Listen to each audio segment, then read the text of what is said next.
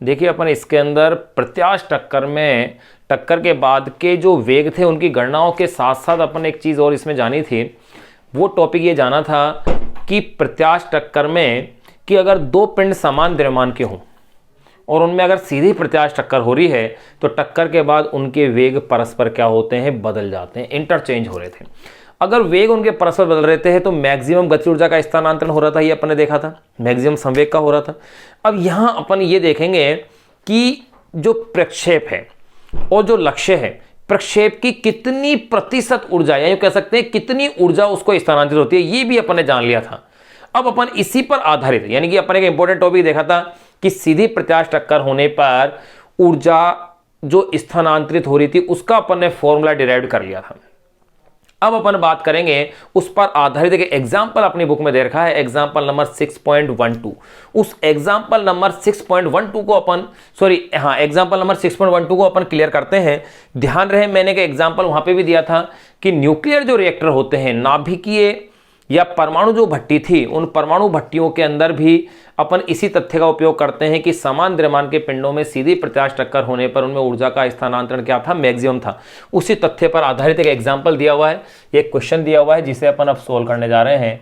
वो है example number 6.12 यानी छठे पाठ का 12वें नंबर का क्वेश्चन है। क्वेश्चन क्या है देखो, नाभिकीय रिएक्टर में, क्वेश्चन में ये कह रहे हैं नाभिकीय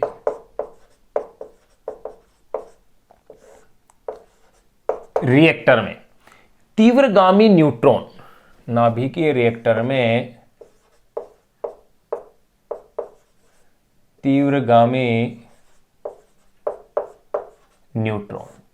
न्यूट्रॉन यानी जिसका जो वेग है वो लगभग 10 की घात 7 मीटर पर सेकंड होता है, लगभग 10 की घात 7 मीटर पर सेकंड। नाभिकीय रिएक्टर में तीव्रगामी न्यूट्रॉन को 10 की घात 3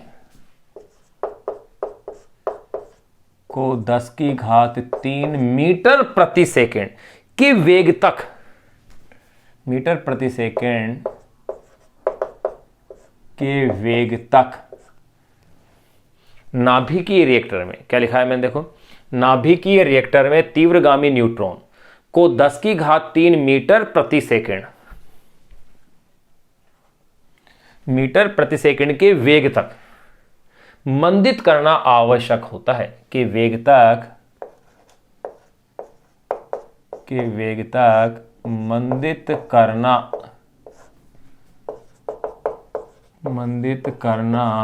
आवश्यक होता है, को 10 की घात 3 मीटर प्रति सेकंड के वेग तक मंदित करना क्या है, आवश्यक होता है, जिससे नाभिकीय विखंडन हेतु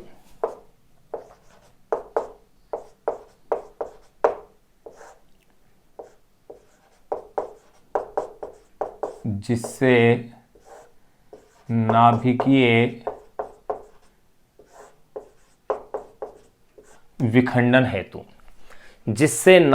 विखंडन हेतु U-235 समस्थानिक, यानी यूरेनियम का समस्थानिक है, जिसे नाभिकीय विखंडन हेतु U-235, परमाणु क्रमांक 92, द्रव्यमान संख्या 235,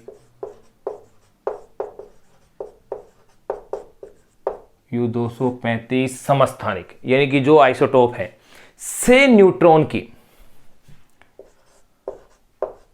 समस्थानिक से, देखिए क्या लिखा, जिससे नाभिकीय विखंडन हेतु U-235 समस्थानिक से न्यूट्रॉन की अन्योन्य क्रिया की, समस्थानिक से न्यूट्रॉन की अन्योन्य क्रिया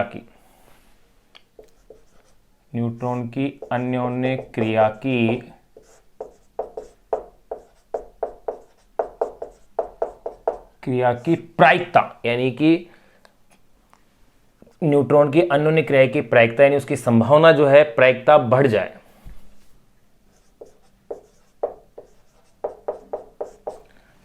तो देखिए नाभिकीय रिएक्टर में तीव्रगामी न्यूट्रॉन को 10 की घात 3 मीटर प्रति सेकंड के वेग तक मंदित करना आवश्यक होता है, जिससे नाभिकीय विखंडन हेतु U-235 समस्थानिक से न्यूट्रॉन की अन्योन्य क्रिया की प्रायिकता बढ़ जाए। इसके लिए न्यूट्रॉन मंदक को हल्के नाभिक इसके लिए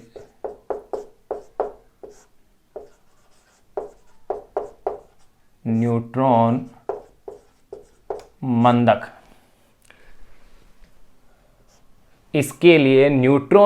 यूं कह सकते हैं अपन, इसके लिए न्यूट्रॉन मंदक के हल्के नाभिक, इसके लिए न्यूट्रॉन मंदक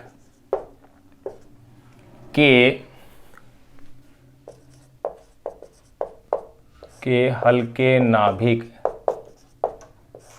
इसके लिए न्यूट्रॉन मंदक के हल्के नाभिक जैसे ड्यूटेरियम या कार्बन, हल्के नाभिक जैसे ड्यूटेरियम, जो कि होता क्या है, हाइड्रोजन का सेकंड नंबर का समस्थानिक। इसके लिए न्यूट्रॉन मंदक के हल्के नाभिक जैसे ड्यूटेरियम या कार्बन से, ड्यूटेरियम या कार्बन से प्रत्यास्थ टक्कर कर, या कार्बन से प्रत्यास्थ टक्कर कर अपनी गतिज ऊर्जा की क्षति कर देते हैं। से प्रत्यास्थ टक्कर कर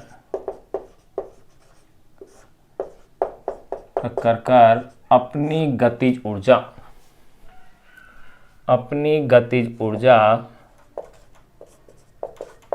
की क्षति, अपनी गतिज ऊर्जा की क्षति कर देते हैं। इस तथ्य की गणना द्वारा पुष्टि कीजिए।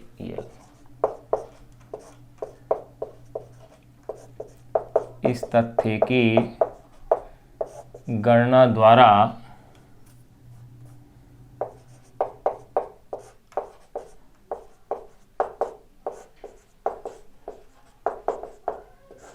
पुष्टि कीजिए। ये अपने पास क्वेश्चन है जिसको कि अपन अब सॉल्व करने जा रहे हैं। देखिएगा क्वेश्चन क्या करें।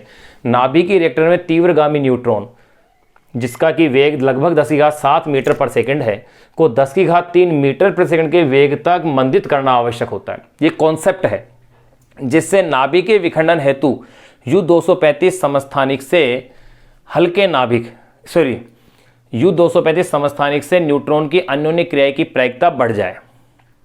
इसके लिए न्यूट्रॉन मंदक के हल्के नाभिक जैसे ड्यूटेरियम या कार्बन से प्रत्यास्थ टक्कर कर, इसके लिए न्यूट्रॉन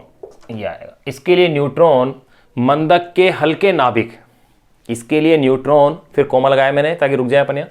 इसके लिए न्यूट्रॉन मंदक के हल्के नाभिक जैसे ड्यूटेरियम या कार्बन से प्रत्यास्थ टक्कर कर अपनी गतिज ऊर्जा की क्षति कर देते हैं। इस तथ्य की गणना कीजिए। ऊर्जा की क्षति कर देते हैं, इसका तात्पर्य नहीं कि ऊर्जा नष्ट हो रही है, ऊर्जा उसको स्थानांतरित कर रहे हैं। ये देखिए, अब इसको अपन सोल्व करते हैं। अपने पास जो फॉर्मूला था याद कीजिए, मैं क्या कह रहा हूं कि ऊर्जा यानी कि प्रक्षेप, जो प्रक्षेप था वो लक्ष्य को जो ऊर्जा स्थानांतरित कर रहा था, लक्ष्य को स्थानांतरित ऊर्जा या कह सकते हैं प्रक्षेप द्वारा लक्ष्य को स्थानांतरित ऊर्जा का फॉर्मूला मैंने ये लिया था। देखो,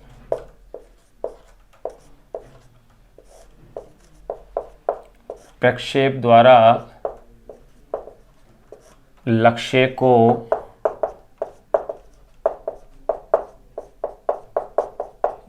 को स्थानांतरित ऊर्जा। ध्यान करो, मैंने इसे डेल्टा के अपॉन में के आई यानी कि गतिज ऊर्जा में परिवर्तन बटे प्रारंभिक गतिज ऊर्जा ऐसे लिया था। इसको मैं F1 से भी लिख सकता हूं। प्रक्षेप द्वारा लक्ष्य को स्थानांतरित ऊर्जा मैंने मान लिया, चलो ये F1 है, तो ये क्या थी, डेल्टा के अपॉन में के इनिशियल, और ये मेरे पास फॉर्मूला था M4 M1 M2 अपॉन में M1 प्लस M2 का होल स्क्वायर। ये मेरे पास फॉर्मूला आया था। एंड अगर मैं दूसरा फॉर्मूला बात करूं कि प्रक्षेप में शेष गतिज ऊर्जा, भाई ये तो क्या थी, प्रक्षेप द्वारा लक्ष्य को स्थानांतरित ऊर्जा का फॉर्मूला था। एंड अगर मैं नंबर सेकंड इसमें बात करूं कि प्रक्षेप में शेष गतिज ऊर्जा, तो देखो प्रक्षेप में शेष गतिज ऊर्जा मैंने मान ली कि वो शेष गतिज ऊर्जा F2 है, तो एक्चुअली ये होगी क्या गतिज ऊर्जा, 1 माइनस F2 कर दीजिए, सॉरी 1 माइनस F1 कर लीजिए। सीधी सी बात है भाई, प्रक्षेप द्वारा लक्ष्य को जितनी ऊर्जा स्थानांतरित कर ली उसके बाद जो बचेगी वही क्या होगी, प्रक्षेप में शेष गतिज ऊर्जा हो जाएगी। चलो इसकी वैल्यू निकाल ही लेते हैं, ताकि इससे भी अपन दोनों ही तरीकों से क्वेश्चन को हल करके देख सकते हैं। F1 की वैल्यू क्या है मेरे पास, 4 m1 m2 अपॉन में m1 प्लस m2 का whole square. F2 is equal to, देखो मैं इसे सोल्व कर ही लेता हूं, m1 प्लस m2 का whole square, m1 plus m2 का whole square minus 4m1 m2, ये लीजिए।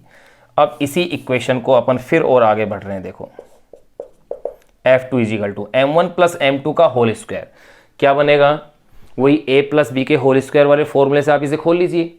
तो अगर उससे अगर अपन इसे खोलते हैं तो देखिए इक्वेशन क्या हो जाएगी मेरे पास, ये m1 square plus m2 square two m1 m2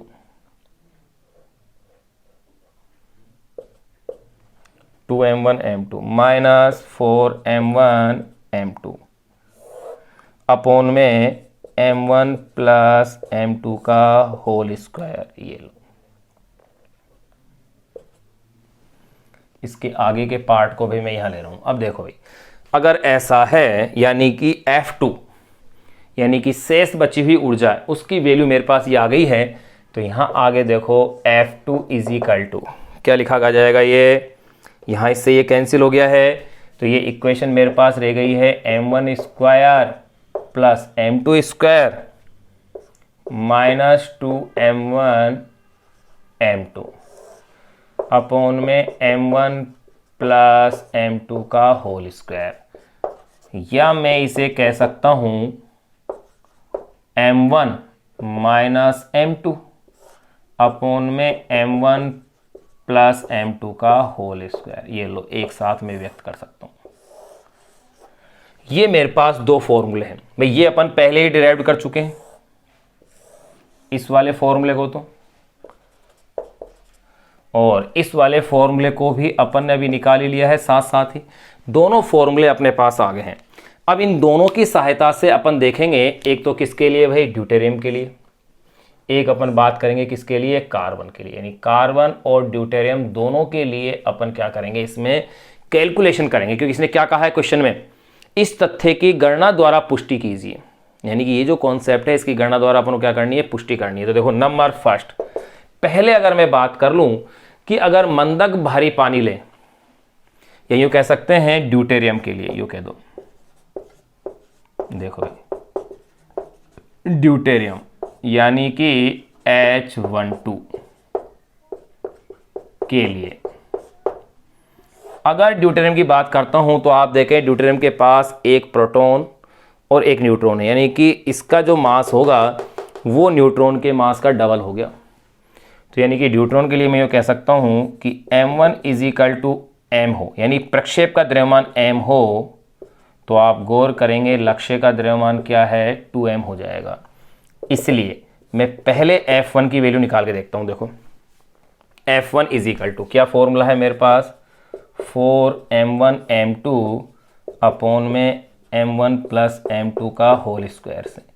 देखो भाई इस फॉर्मूले से 4 की वैल्यू तो 4 रखनी है, m1 को m रख लिया है, ये हो गया है 2m2 अपॉन में m प्लस 2m और फिर उसका क्या है, स्क्वायर है, ये लीजिए।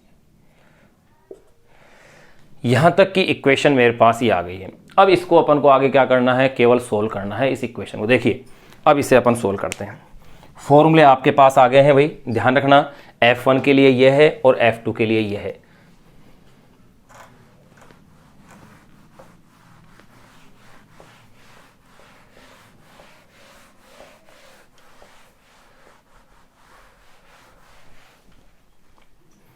तो देखिए, इससे आगे की स्टेप को मैं यहां ले रहा हूं। तो F1 is equal to 8 m का स्क्वायर 3m यानी कि 9m का स्क्वायर। 8 अपॉन में 9 हिस्सा आ गया। 8 अपॉन में 9 अगर मैं इसे परसेंटेज की फॉर्मेट में लिखूं तो देखिएगा भाई, F1 इज इक्वल टू 100 से मल्टीप्लाई कर दीजिए आप, यानी कि ये वैल्यू अगर आती है मेरे पास तो ये आ रही है भाई मेरे पास 0.8889। चलो इसे मैं 100 से मल्टीप्लाई करके ले लेता हूँ सीधा ही। 100 से मल्टीप्लाई करता हूँ मैं इसे और परसेंटेज फॉर्मेट में अगर लिखता हूँ तो ये मेरे पास आएगी 88.89%। यानी मैं यूँ कह सकता हूँ कि प्रक्षेप यानी कि न्यूट्रॉन की गतिज ऊर्जा का लगभग 90% भाग ड्यूटेरियम को स्थानांतरित हो जाता है। तो देखो,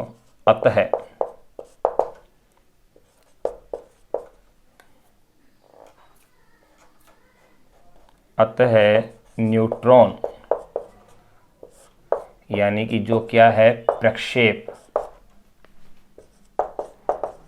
की गतिज ऊर्जा का लगभग 90%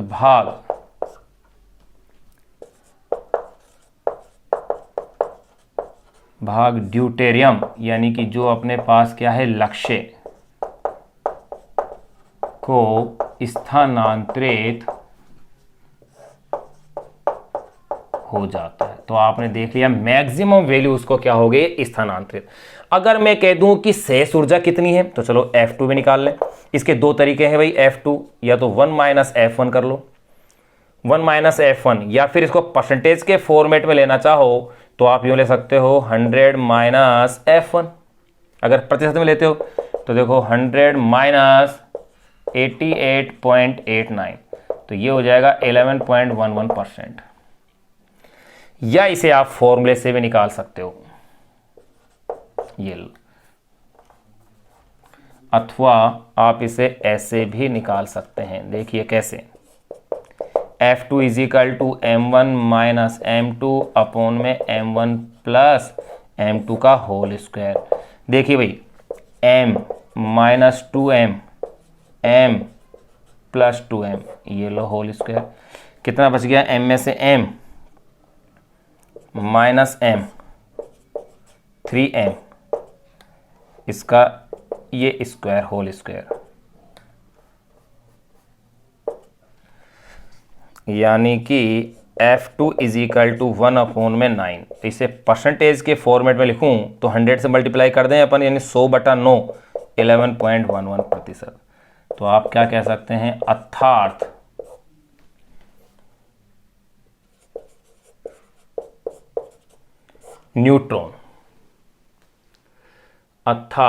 न्यूट्रॉन यानी कि प्रक्षेप में शेष गतिज ऊर्जा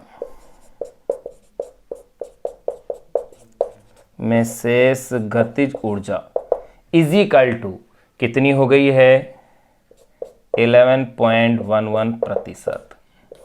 इतनी गतिज ऊर्जा उसके अंदर शेष बच गई। ये अपन ने निकाल लिया किसके लिए भाई, ड्यूट्रॉन के लिए। अब अपन इसी में सेकंड केस अपन देखते हैं किसके लिए, कार्बन के लिए। तो देखिएगा भाई,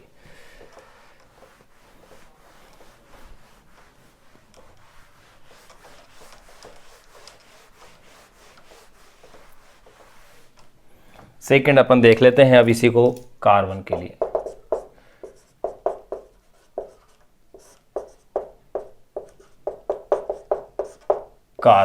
देखिए भाई, कार्बन के लिए पहले मैं F1 की वैल्यू देखता हूँ। चलो कार्बन के लिए ये तो आप नोट कर ही सकते हैं कि अगर M1 is equal to M हो तो M2 इज इक्वल टू क्या बन जाएगा, 12M, क्योंकि 12 गुना हो गया उसका। तो देखिएगा भाई, F1 निकालूँ मैं, F1 is equal to 4M1 M2 upon में M1 प्लस M2 का होल स्क्वायर। किसी भी एक फॉर्मूले से आप वैल्यू निकाल लो, दूसरी को 100 में से माइनस कर दो आप। तो देखिएगा 4M 12m, m plus 12m, ये लो, यानी कि 12 चौक 48 m का स्क्वायर, 12 और 3 16, 169 m स्क्वायर, 48 बटे 169, 48 48 169, यानी कि ये हो जाएगा 0.284, 0.284 आ गया। यानी कि परसेंटेज फॉर्मेट में लिखूं तो 100 से मल्टीप्लाई कीजिए, 28.4%। या अथवा मैं इसमें यू भी निकाल सकता हूँ, ये लो भाई, F2 भी निकालना चाहो तो निकाल लो, M1 माइनस M2 अपॉन में M1 प्लस M2 का होल स्क्वायर। ये लो, इस फॉर्मूले से भी अपन निकाल सकते हैं। अब देखते हैं, अपन देखो चेक करते हैं इसमें क्या अपने पास वैल्यूज आती हैं।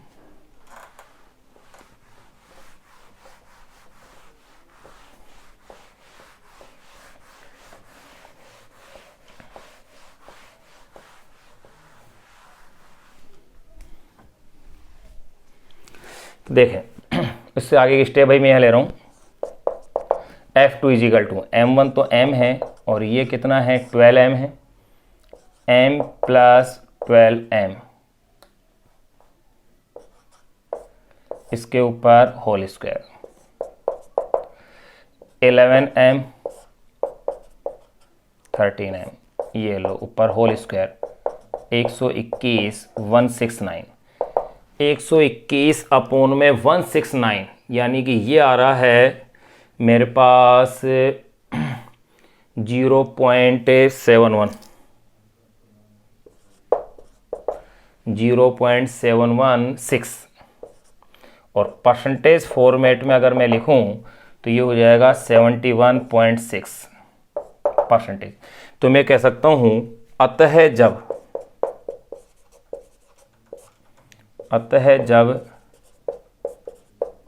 मंदक के रूप में कार्बन को प्रयुक्त किया जाता है, कार्बन को प्रयुक्त किया जाता है, तो देखिए, अतः जब मंदक के रूप में कार्बन को प्रयुक्त किया जाता है, देखो आप इस फॉर्मूले से अपने पास ये जो वैल्यू रखी मेरे पास 0.28 आई है के रूप में कार्बन को प्रयुक्त किया जाता है, तो न्यूट्रॉन की ऊर्जा का कितना आ रहा है भाई मेरे पास 28.4%। तो न्यूट्रॉन की गतिज ऊर्जा का, 28.4%, मंदक को स्थानांतरित हो जाता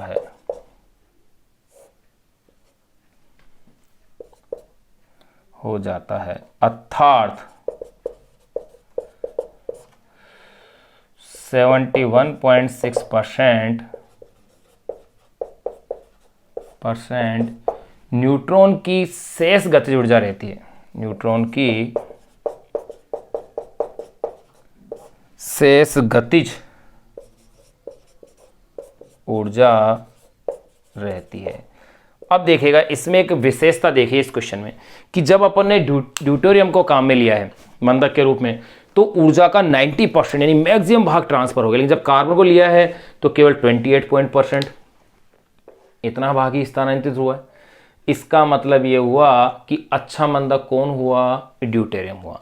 यहां अपने पास ये क्वेश्चन पूरा हो गया। इसके अपन ने कॉन्सेप्ट को भी समझ लिया, क्वेश्चन भी अपन ने सोल्व कर लिया। अब अपन बात करेंगे सीधी अप्रत्याश टक्कर यानी सम्मुख अप्रत्याश टक्कर पढ़ के फिर अपन उसमें पढ़ेंगे लास्ट टॉपिक द्विविमीय टक्कर या यूं कह सकते हैं तिर्यक टक्कर, जो कि एक महत्वपूर्ण भाग है इस चैप्टर का। फिर ये चैप्टर आपका एंड हो जाएगा। एक अच्छा क्वेश्चन था जो अपन ने अभी कंप्लीट कर लिया है।